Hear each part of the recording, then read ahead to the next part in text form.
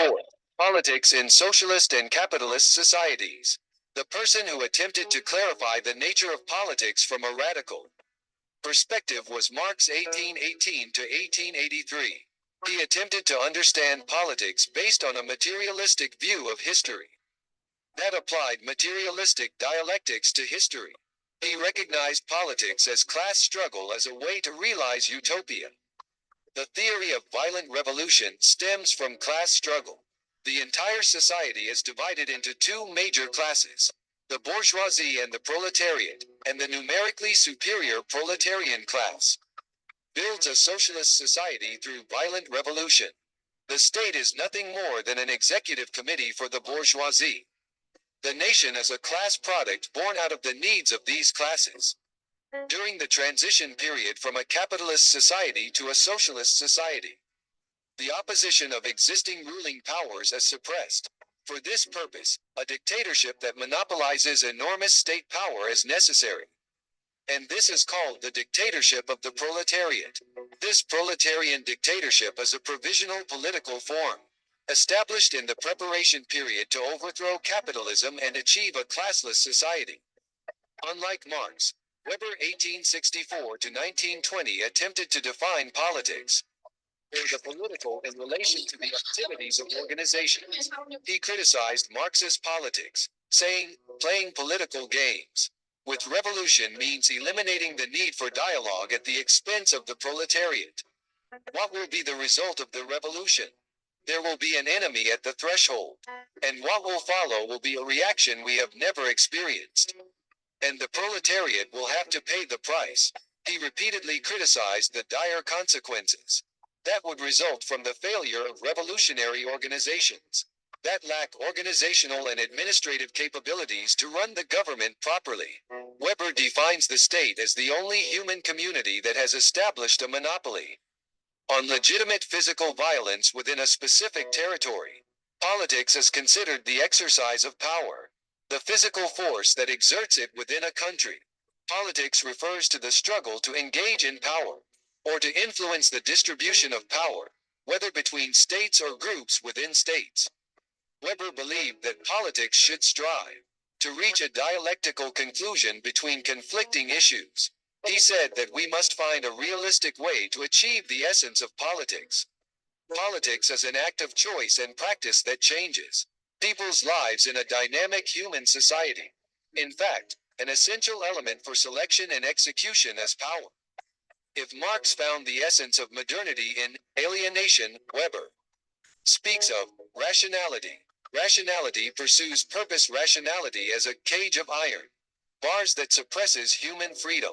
Rationality is an antinomy concept that realizes efficiency in politics as a vocation. The word vocation has the same meaning as occupation. It can also be used as the same word as vocation, which is God's command. One of the meanings of the word vocation is based on internal belief in ethics. The other is also the moral source of the ethics of responsibility. To carry out those beliefs, it is the belief that one can receive salvation through participating in worldly tasks and accomplishing something. A sense of calling implies that one is faithful to one's work with all the enthusiasm one can. It means that one must have the intellectual power to see facts as they are based on facts. The central sphere of politics is the nation. A nation is defined as the only human community that has achieved a monopoly of legitimate physical violence and force within a specific territory. Second, rational justification centered on the procedural principles of law. Third, there is charismatic legitimacy, based on belief in the leader's charismatic qualities. And Weber calls democratic leadership the charismatic authority. That consists of a charismatic leader appealing to the public for his or her purpose, and the public responding and supporting him. Weber believes that democracy is ultimately governed by political elites, and that the people play no more than a passive role in electing the elites. Because the reality is that the public is diverse, ignorant, and violent. Democracy without a leader is seen as a situation of endless chaos. Due to lack of leadership, an ideal politician should know how society is organized and how it works. If a leader with only a sense of calling is pure charisma, a leader with the means to struggle for power can be said to be rational charisma with political reason.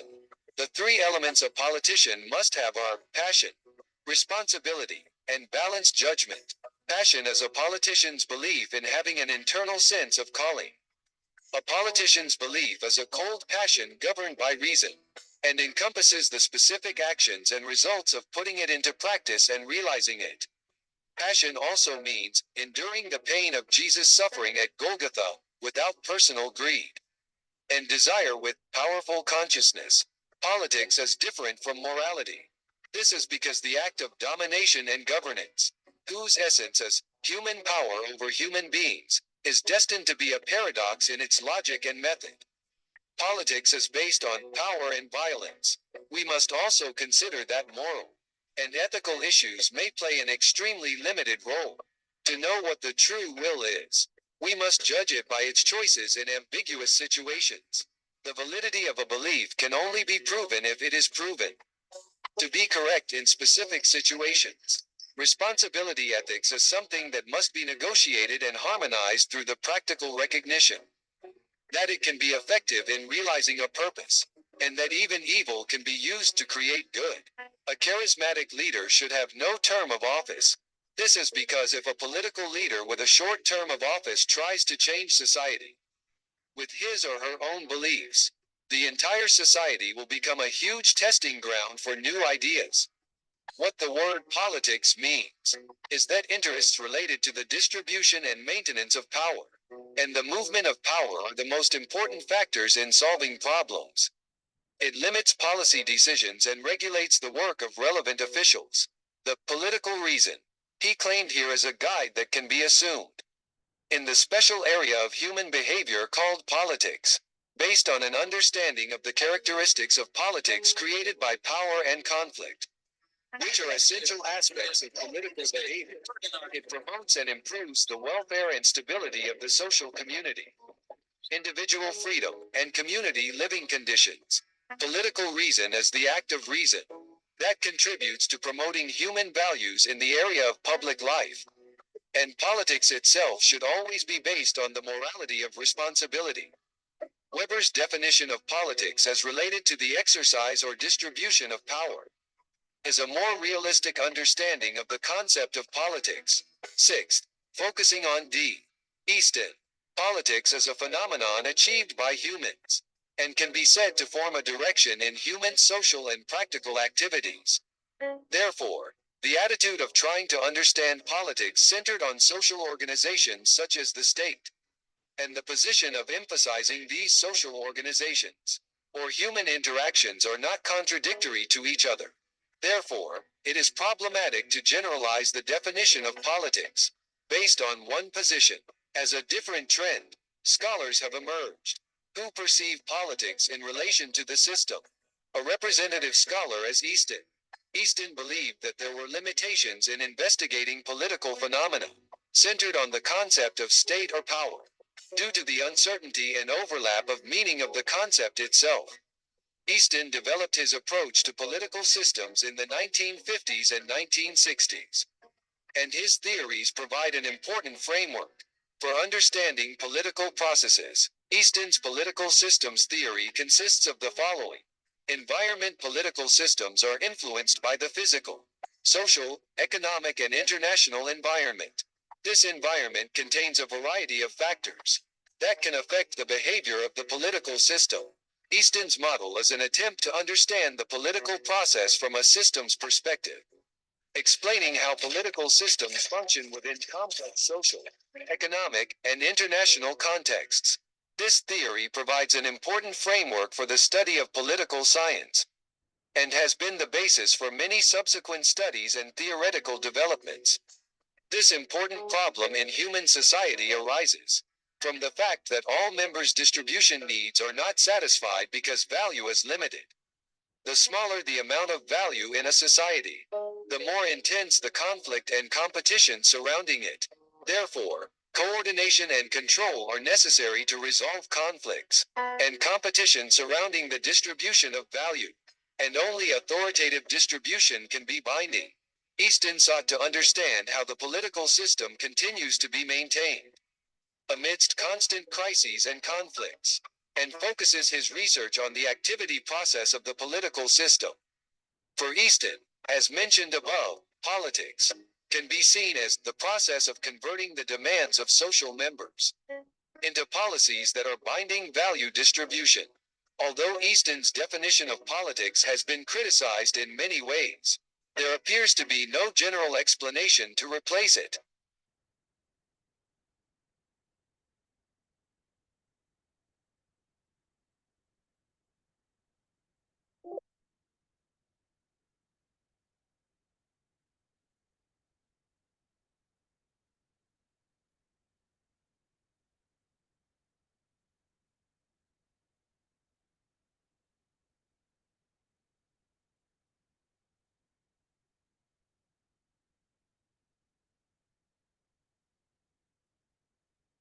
On systems theory, and the reason that it's interesting to look at systems theory, of course, is that it's so iconic for political science.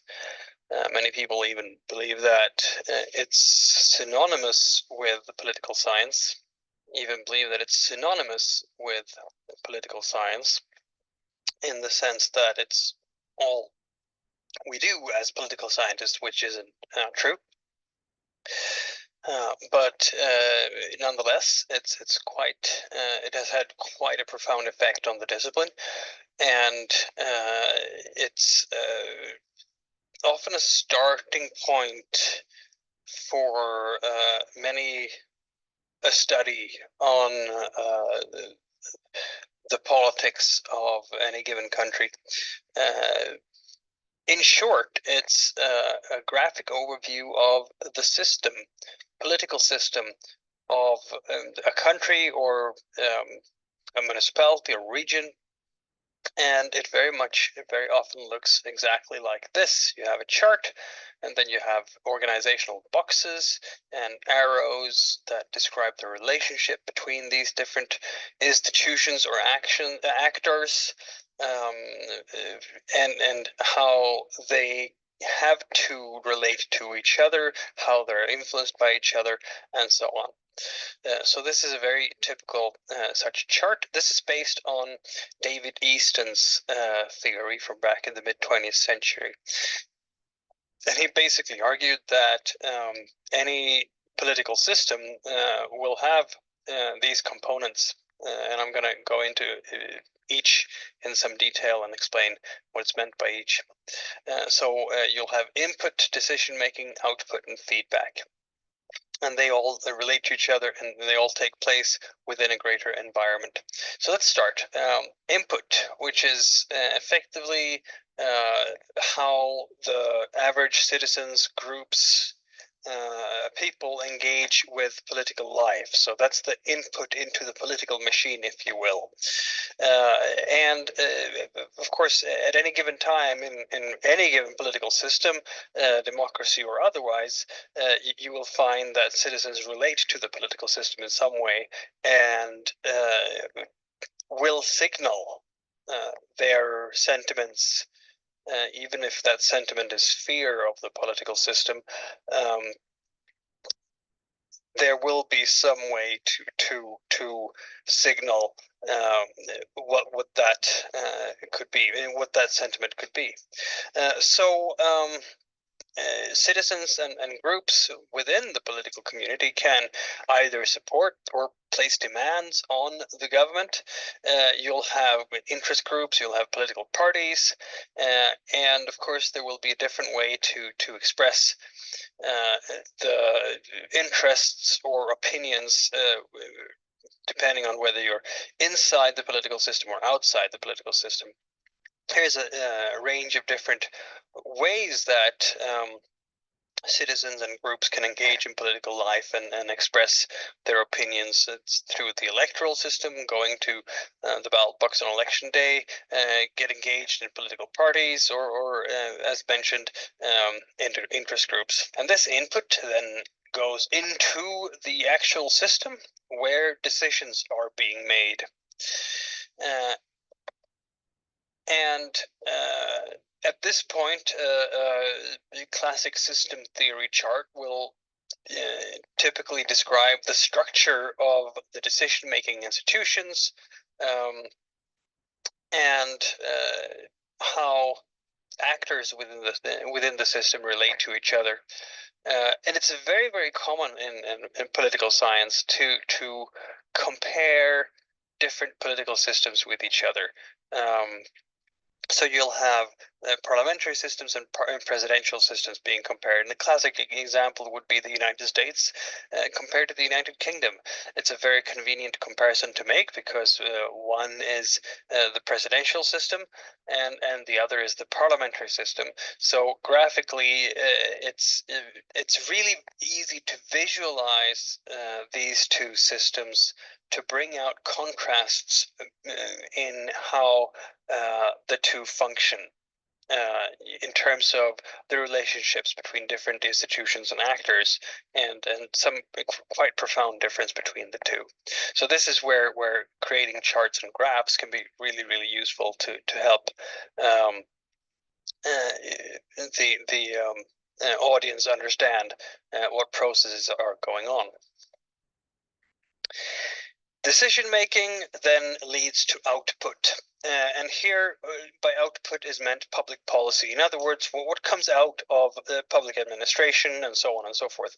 Public policy here can be understood as the type of rules that the state can create, laws and so on, that regulates behavior or that redistributes resources in forms of subsidies, grants, whatever the state decides to spend its the taxed money on. And of course, this has to do with public administration, and most of these are based today in French democracies are based on the theories of Max Weber, who was an early thinker about how a good civil service should be managed and organized.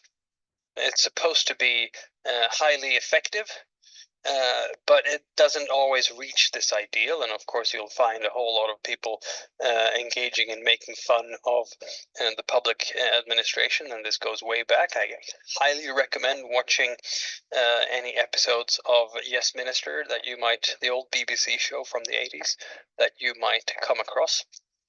Highly amusing. Anyway, the relations, what's interesting in looking at outcomes then is how the made decisions become transferred into actual policies and service delivery, and how the relationship between the administration and the rest of the state and the citizens, how these relations will vary between different countries depending on the models of public management they've chosen, depending on decision-making structure and decision-making systems, and on how the citizens relate to both the public administration and the decision-making bodies. And of course, in many global north countries, what we can see is that there has been this adoption of the interventionist state. And by that, I mean most entrenched democracies today supply basic health care and education. You will have subsidized or free education at more or less all levels. There will be some form of insurance, social insurance for unemployment compensation, public pension programs for seniors. These all date back actually to Bismarck's Germany. But after World War II, they really became quite prolific, and it even became common sense, established common sense in the public debate, that this is the role for the state to deliver these social services, these social public goods to the citizens. And we can discuss in more detail, and that will be discussed in other videos, to what extent different states are engaging with this, but pretty much all states in the global north, including the United States, have some form of social service delivery, even though the scope and extent of this might vary between different countries. And then when output has been done, there is feedback.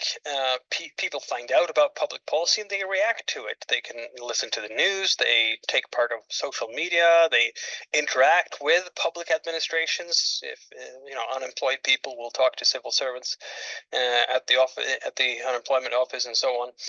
There are interest groups that try to raise awareness around different public policy issues and so on and so forth. And then we're back to the beginning again. So that creates a feedback loop that's always active. And then, of course, none of this happens in a vacuum. All of this happens in an environment. And that's everything outside the political system that can't easily be charted by this kind of visual organizational chart. So political culture, political economy, structures that are formed by class or gender or race or ethnicity or any other type of identity you might want to think of. And as I mentioned, these structures can't easily be captured by a chart like this. So that's where effectively systems theory and other forms of theory and other forms of study begin in political science. So if you're interested in the impact of the economy on political structures and decision making, then maybe political economy is a theory that's more suited to your interest than systems theory, because systems theory can't capture such things quite as well as that can. But these types of studies and how they work will be addressed in other videos. So this was a brief overview of systems theory, which has been of profound significance for the field of political science, for the discipline of political science, and anyone who will study political science has to at least understand systems theory and its role for this scholarship. I hope that this was useful to you. Systems theory is a set of theoretical concepts used to describe a wide variety of things in terms of a model called a system. To give it context, let's talk a bit about its origin.